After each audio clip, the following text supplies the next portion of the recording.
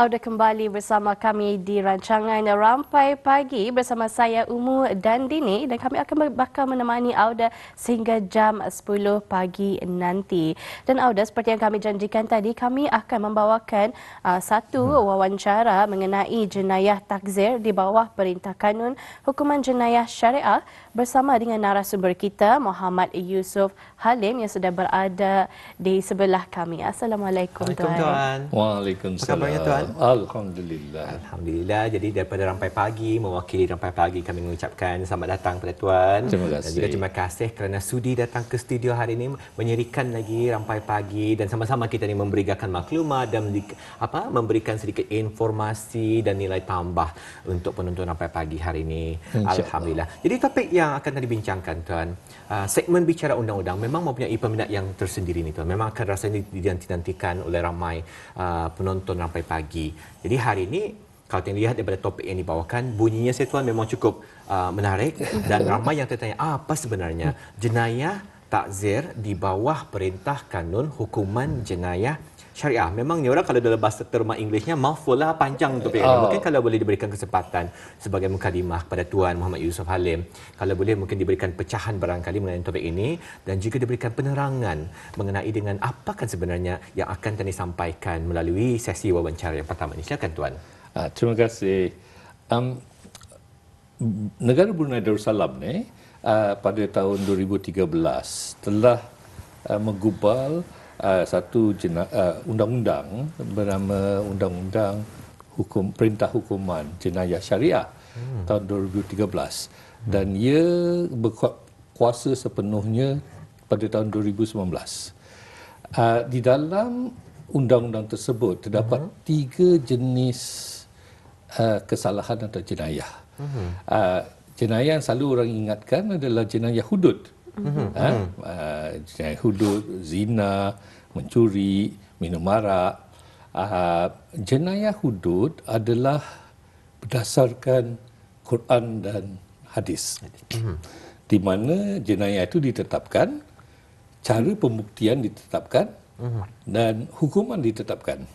Kalau didapati berzina, kalau sabit kesalahan dengan pembuktian 4 orang saksi ataupun dengan ikrar iaitu pengakuan, hukuman ini tak ada lain. Kalau orang tu memang orang sudah kahwin, hukumannya rejam. Dan kalau belum kahwin, hukumannya 100 sebat. Hakim tidak mempunyai apa-apa budi bicara.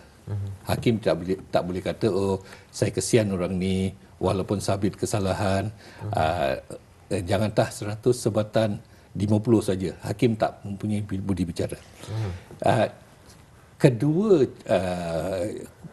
jenayah di dalam itu adalah jenayah kisas. Jenayah kisas adalah apa yang secara biasanya dikatakan hukuman balas balik. Hukuman balas balik macam misalnya orang tu tumbuk, hukumannya ditumbuk balik. Tapi biasa orang mendengar adalah diat bila orang tu mangsa dibunuh. Dibunuh dengan sengaja, di mana itu waris mangsa dah meninggal. Waris mangsa boleh tuntut kisas. Kisas iaitu bunuh balik, tapi biasanya diat. Biasanya diat iaitu diminta ganti rugi.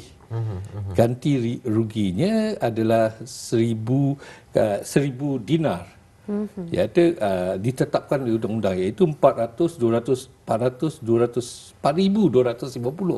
gram emas. Dalam harga sekarang ganti ruginya sekitaran RM370,000. Banyak. Tapi hari ini yang akan dibicarakan adalah jenayah takzir. Jenayah takzir bukan berpandukan sama ada kesalahannya, pembuktiannya atau hukumannya, bukan berpandukan Quran dan hadis. Iaitu hakim mempunyai budi bicara.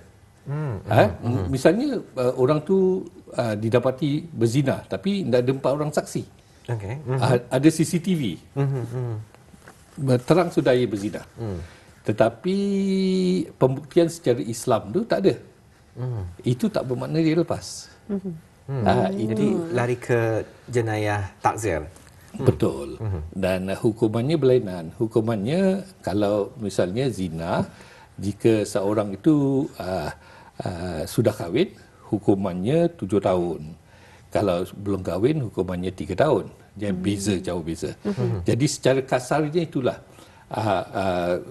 Itu undang-undang hudud ada hak Allah.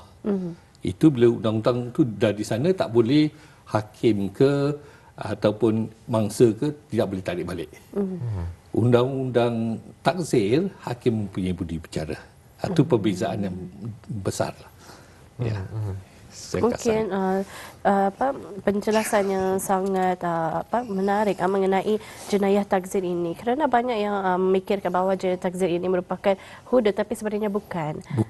Bukan. Jadi mungkin salah ada soalan seterusnya ialah mungkin Tuan boleh memberikan contoh-contoh jenayah takzir di bawah perintah itu. Ya, takzir seperti saya telah cuba dengan sedikitnya mengatakan hudud boleh turun pada takzir, iaitu zina kalau tak cukup pembuktian turun pada takzir.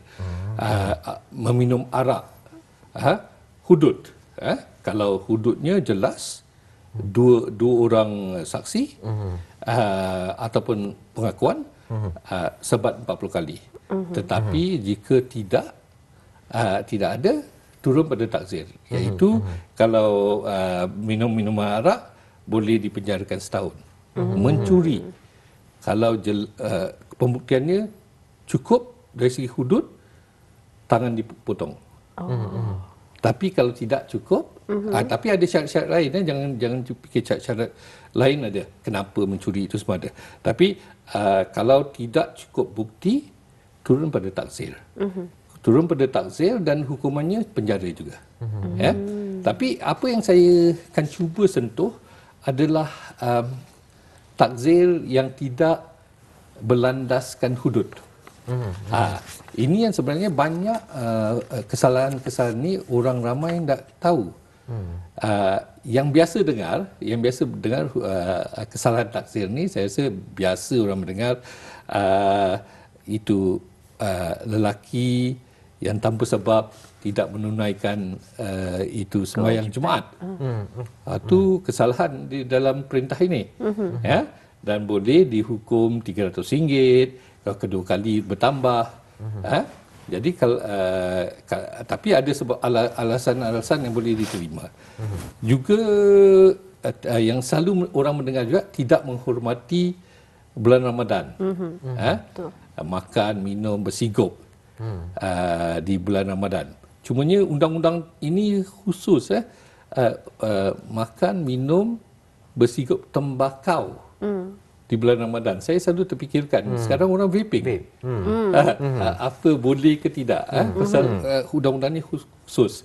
Tapi buat masa ini belum lagi dipercerahkan di mahkamah.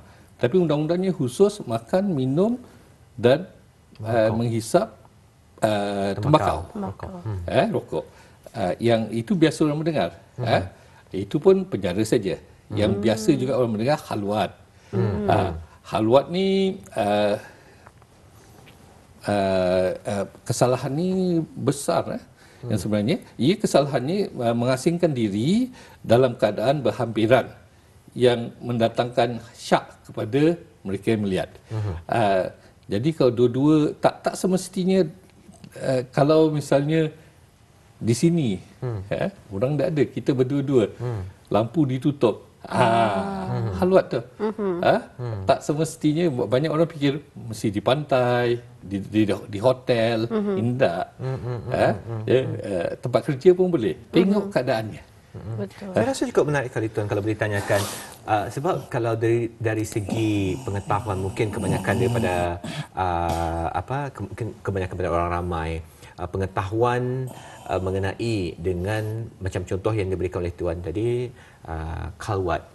Kebanyakannya dipengaruhi dari segi oleh media sosial, drama-drama dan sebagainya. Kalau kita lihat drama, mesti apa yang tadi saksikan Tuan berlandaskan definisi sebenar khalwat. Kalau kita lihat dalam drama-drama pun mudah sangat kena tangkap dikenakan kes khalwat dan sebagainya. Tapi kalau mengikut dari segi sudut hukuman ini sendiri, dari sudut undang-undang dan juga sudut Islam, apa sebenarnya definisi khalwat dan apa yang dikategorikan sebagai anitah khalwat sebenarnya? Yang sebenarnya dia ada dua unsur yang mesti ada. Satu adalah berduaan, berasingan dengan dari orang lain. Kedua adalah dengan niat untuk melakukan perbuatan maksiat ataupun menimbulkan syak. Ini yang orang selalu salah faham. Kadang-kadang tak perlu niat ya. Tapi orang melihat lain je usul orang ni. Itu menimbulkan syak kan. Walaupun mungkin bis kita tak ada niat. Tapi kenapa bersembunyi, bertapuk? Itu menimbulkan syak. Jadi untuk menjawab bukan semudah itu, tetapi juga bukan susah sangat. Bukan susah sangat. Terutama yang saya fikirkan kalau orang bekerja di pada waktu malam, orang mendrive. Cuba kita fikirkan ya, orang mendrive seorang bukan isterinya pada datang kerja waktu malam, teman sekerja kereta rosak, minta tolong drive. Kita drive jalan kebangsaan tempat gelap, berduaan, kereta kita rosak. The test atau yang penting orang yang melihat ni, kereta ni indak berlampung, berduaan jam 3 pagi. Jadi ia ada apa yang dikatakan nuances. Tengok keadaan tu. Saya pernah yang apa yang saya ceritakan pernah terjadi yang di mana saya menjadi peguamnya. Alhamdulillah saya menang. Sebabnya orang ni kata saya tak ada niat. Saya tengah panggil orang untuk datang ambil. Tapi yang bukan semudah tu untuk lepas. Yang sebenarnya orang yang melihat tu timbul syak tak? Kalau orang yang sentiasa buruk sangka, timbul syak. Betul tak? Jadi yang lagi satu saya ingin sentuh, kesalahan taksir di dalam perintah ni banyak. Itu pasal saya rasa kalau satu session ni memang tak cukup. Yang lagi satu adalah yang banyak orang tak tahu, perbuatan kurang sopan di halayak ramai. Contohnya macam mana tu? Perbuatan kurang sopan ni belum ada banyak kes. Tapi perbuatan kurang sopan ni boleh menjejaskan imej orang Islam. Kalau misalnya yang pernah ada masa keramaian, lelaki dengan perempuan bercium, walaupun suami isteri.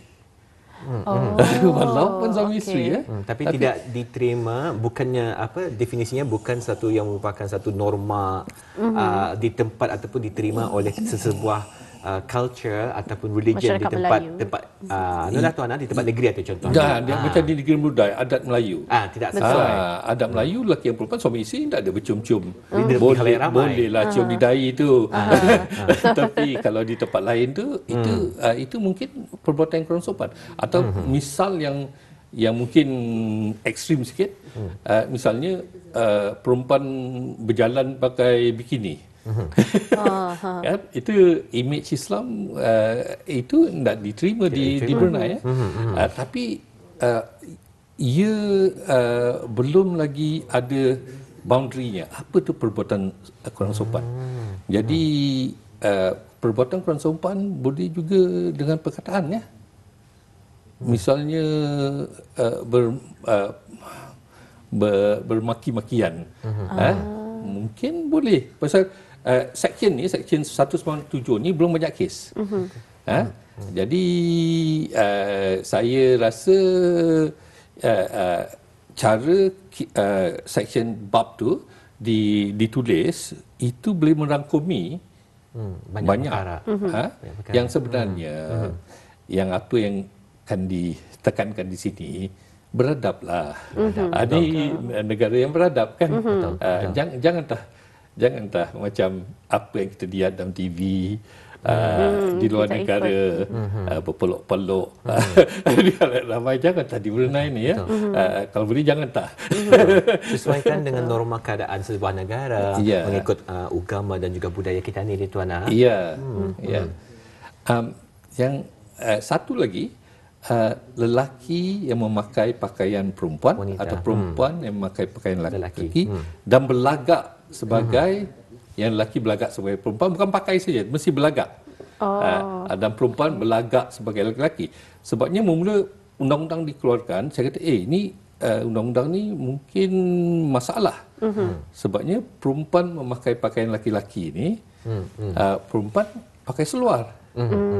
Adakah itu boleh diistilahkan sebagai memakai pakaian lelaki? Pasal kalau kita tengok history, sejarah seluar ni memang pakaian lelaki.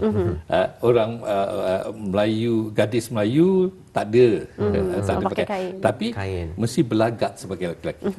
Pakaian seluar pun seluar panjang lah.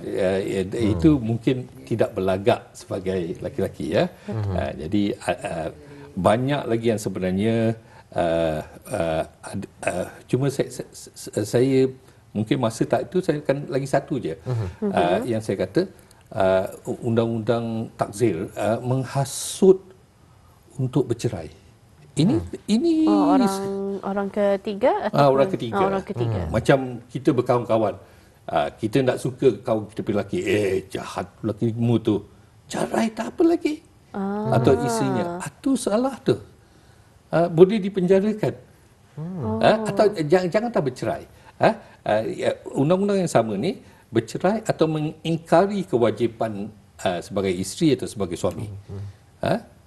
Suami suruh pergi umrah misalnya, menemani suami pergi umrah. Tapi kawan-kawan kata jangan duduk di rumah saja, kami dapat keluar-keluar. Itu menghasut. Kalau dari segi undang-undang tu, itu kesalahan. Menghasut daripada menjalankan tugas kewajipan sebagai suami atau isteri. Ataupun orang kata kepada suami, jangan tak bagi nafkah. Isteri kerja sudah, banyak lelaki-lelaki tak tahu. Isteri gaji besar, jangan tak bagi nafkah. Itu isteri kerja besar, gaji besar atau tidak, nafkah atau tak nafkah. Atau adalah kewajipan seorang suami. Itu kewajipan. Jadi kalau ada orang pihak ketiga yang menghalang, itu satu jenayah takzir.